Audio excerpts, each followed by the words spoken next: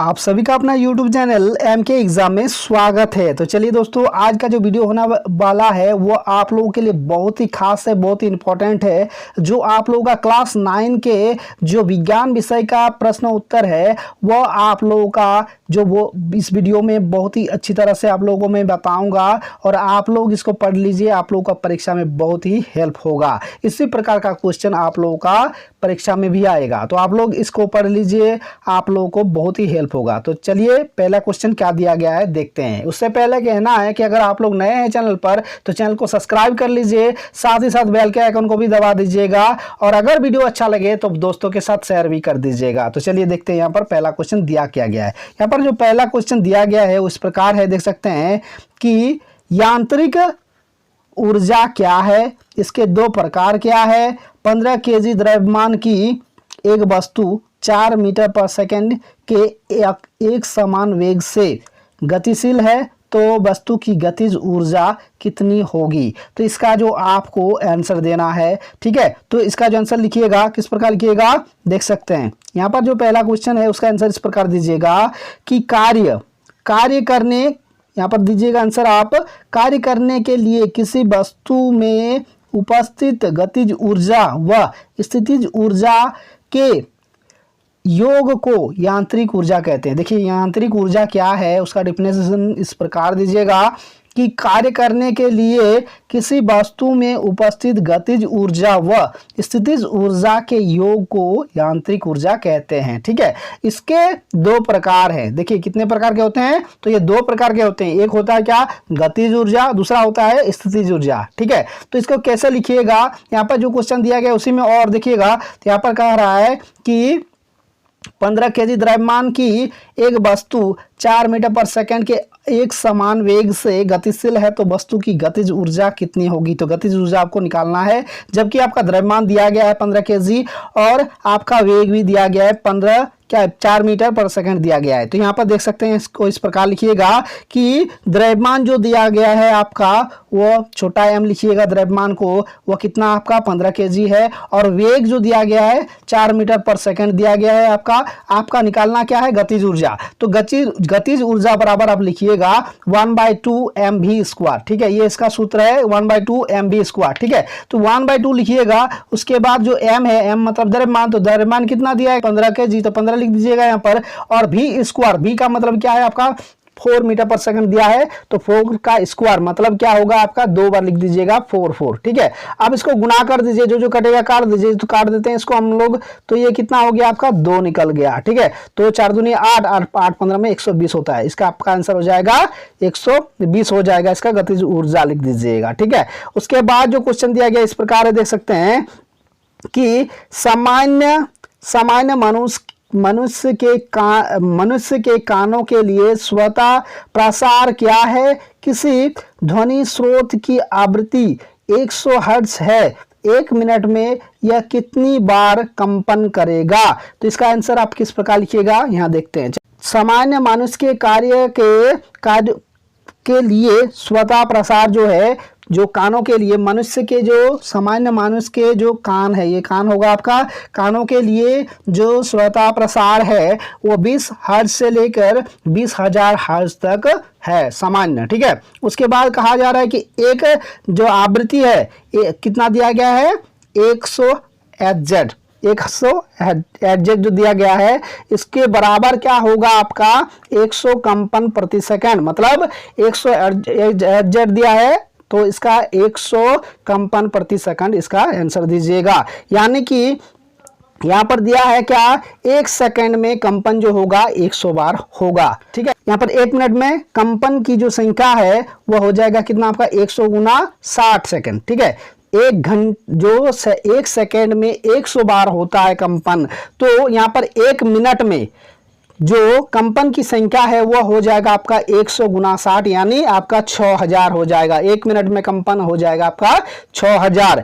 Next आप question देख सकते हैं, यहाँ पर दिया गया है कि एक इलेक्ट्रॉन, प्रोटॉन और न्यूट्रॉन के गुणों की तुलना कीजिए, ठीक है। तो आप लोग इलेक्ट्रॉन, प्रोटॉन और न्यूट्रॉन के गुणों की तुलना किस प्रकार करेंगे। तो यहाँ पर जो दिया गया देख सकते हैं कि इलेक्ट्रॉन क्या होता है, पर ऋण आवेश होता है।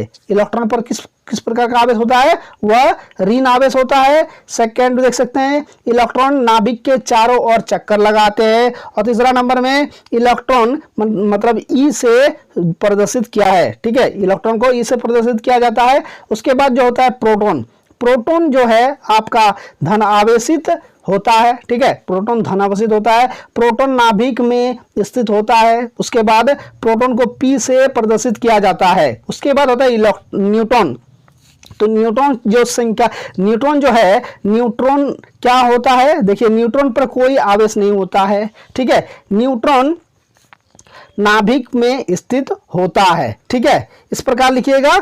उसके बाद न्यूट्रॉन को एन से सूचित करते हैं, न्यूट्रॉन को एन से प्रदर्शित किया जाता है। उसके बाद जो हो गया आपका हाइड्रोजन के समस्थानिक एच डी एवं टी के लिए प्रत्येक में पाए जाने वाले 3 अपरमाणु कोणों को सारणीबद्ध कीजिए। तो इसको किस प्रकार कीजिएगा, यहां देखते हैं, चलिए। तो यहां पर जो देख सकते हैं क्या दिया गया आपका, जो आपका क्या है, पहला प्रोटॉन है, ठीक है, उसके बाद इलेक्ट्रॉन है और उसके बाद न्यूट्रॉन है।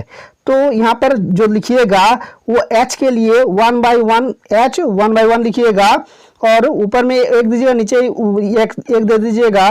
प्रोटियम इसका जो हो गया 1 1 0 हो जाएगा, ठीक है। उसके बाद ड्यूटेरियम जो होगा आपका, ये प्रोटोनियम है पहला वाला, सेकंड वाला ड्यूटेरियम डी से सूचित करते हैं जिसे, उसको किस प्रकार लिखिएगा, वहां पर ऊपर में लिखिएगा 2 by 1 और इसको क्या कीजिएगा 1 1 और 1 दे दीजिएगा। उसके बाद ट्रिटियम जो होगा आपका, वो होगा आपका ऊपर में 3 दीजिएगा, नीचे 1 दीजिएगा, एच देके इस प्रकार, जिस प्रकार आपको दिया गया है 1 1 2, इस पर दिखाइएगा कि प्रोटॉन की संख्या 1, इलेक्ट्रॉन की संख्या 1 और जो आपका न्यूट्रॉन को संख्या है वो 2 दे दीजिएगा। इस प्रकार आप पूरा को दिखा सकते हैं, आपको फुल का फुल नंबर मिल जाएगा। उसके बाद जो क्वेश्चन दिया गया है इस प्रकार देख सकते हैं कि मृदा के निर्माण की प्रतिक्रिया को विस्तृत रूप से व्याख्या करें। तो इसका आंसर इस प्रकार दीजिएगा कि मृदा का निर्माण निम्नलिखित प्रकार से होता है। वह क्या है, पहला जो है आपका सूर्य पत्थरों को गर्म करता है जिससे वह प्रसारित हो जाता है।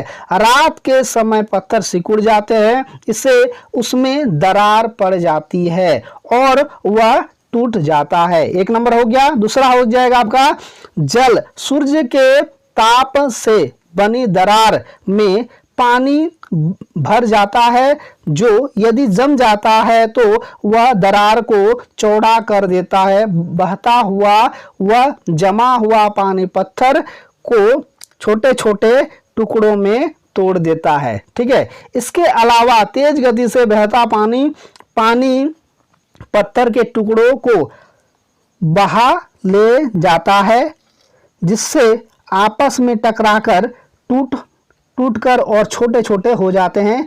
इस प्रकार मिट्टी अपने मूल पत्थर के स्थान में काफी दूर पाई जाती है। तीसरा नंबर हवा से पत्थर टुकड़े आपस में टकराकर और भी छोटे टुकड़े में बढ़ जाते हैं। चौथा नंबर जीव भी मिट्टी के बनने की प्रक्रिया को प्रभावित करती है।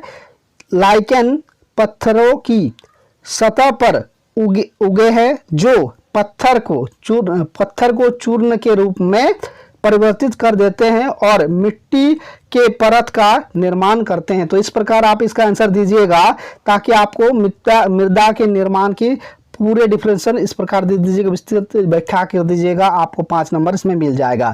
नेक्स्ट क्वेश्चन जो दिया गया है यहाँ पर देख सकते हैं, यहाँ पर क्या है, वह है आपका क्या संक्रमण के कारण एवं कारक एवं संक्रमण के कारक एवं उससे बचाव के उपायों को लिखिए। तो किस प्रकार लिखिएगा, देखिए यहाँ पर संक्रमण के निम्नलिखित कारण है, वह है आपका क्या, वायु द्वारा किस प्रकार संक्रमण होता है, छींकने व खांसने से रोगाणु वायु में आ जाते हैं तथा स्वस्थ व्यक्ति में चले जाते हैं। दूसरा नंबर जल द्वारा, प्रदूषित एवं संक्रमित पानी पीने से रोगाणु हमेशा शरीर में चले जाते हैं। उसके बाद जो देख सकते हैं 3 नंबर में लैंगिक संपर्क द्वारा, कुछ बीमारियों जैसे एड्स संक्रमित व्यक्ति से दूसरे तथा लैंगिक संपर्क करने पर फैल जाता है। एड्स जो होता है एक जो बीमारी है, कुछ बीमारी जैसे एड्स संक्रमित व्यक्ति के साथ लैंगिक संपर्क करने पर वह फैलता है। उसके बाद जो है आपका चौथा नंबर, कुछ जीव जंतु जैसे मादा एनोफिलीज मच्छर भी